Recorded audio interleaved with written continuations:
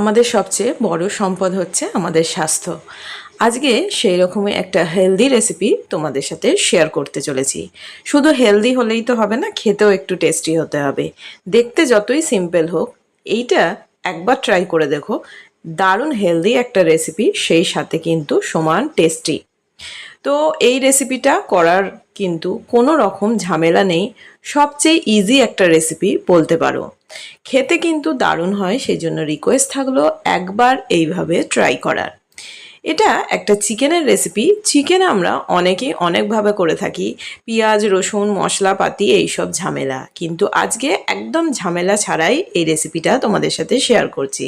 একটা মিক্সার জারের মধ্যে আমি কতগুলো কাঁচা লঙ্কা, রসুন, আদা, পরিমাণগুলো কম বেশি হলো কোনো প্রবলেম নেই, তোমরা বুঝে দিও যে যেমন ঝাল খাও।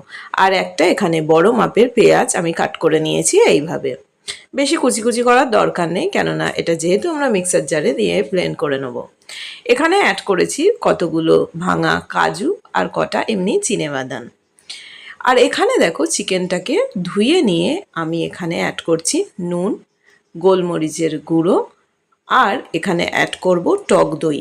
এখানে আমি 4 চামচ টক দই করব। চিকেনের পরিমাণটা দেখে তোমরা মোটামুটি বুঝতেই পারবে, কম বেশি রান্না আমরা সবাই জানি, এমনকি ভালোই জানি।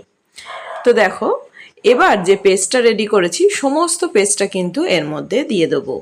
এটা দিয়েই কিন্তু আমাদের গ্রেভিটাও হয়ে যাবে। তো একদম যেটা বলেছিলাম, কম মশলায় একদম ঝামেলা ছাড়া এই রেসিপিটা শেয়ার করতে চলেছি।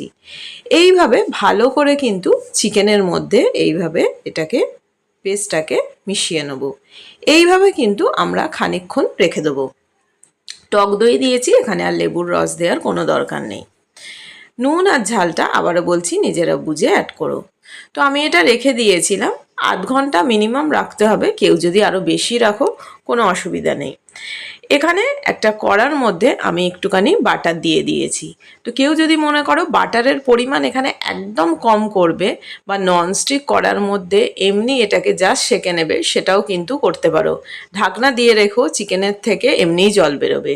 আমি যেমন বাটার দিয়েছি সেটা না করলে এমনি জাস্ট অয়েল ব্রাশ করেও নিতে পারো হালকা করে, বা ঘি বা বাটার একটুখানি এখানে কড়ার মধ্যে ব্রাশ করে নিলেও কিন্তু এই রেসিপিটা করা যায়।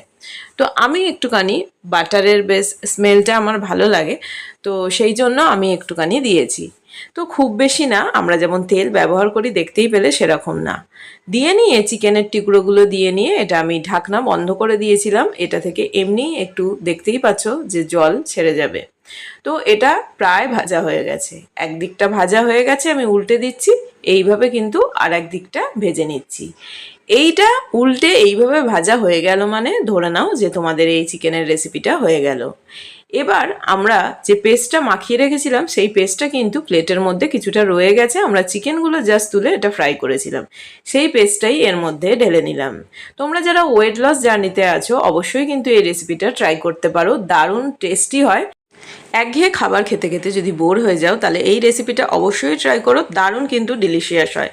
আমরা অনেকেই অনেকভাবে অনেক রকম রান্না করে থাকি, তো সেই জন্য এটা তো কোনো রকম কোনো ঝামেলা নেই। একবার ট্রাই করে দেখো যে কীরকম খেতে হয়। আমি এখানে একটুখানি নুন অ্যাড করলাম, নুনটা তোমরা বুঝে দিও। তো দেখো, এটা যে প্লেটে রেখেছিলাম সেই প্লেটটা ধুয়ে এখানে একটুখানি জল অ্যাড করে দিলাম, একদম অল্প, জাস্ট একটু জল অ্যাড করে দিলাম, দিয়ে আবার একটু ঢাকা দিয়ে দিলাম। তো ঢাকা দিয়ে একদম এটা ড্রাই হয়ে গেলে কেউ যদি মনে করো অল্প একটু গ্রেভি রাখবে সেটা রাখতে পারো। আমি একটুখানি এরকম ড্রাই আমার ভাল লাগে, তো আমি সেই রকম করেছি। কেউ যদি মনে করো একটু গ্রেভি রাখবে, এরকমই নামিয়ে দিও। তো ভালো লাগলে অবশ্যই কমেন্ট বক্সে জানিও কীরকম লাগলো। Thanks for watching. সবাই খুব ভালো থেকো, সুস্থ।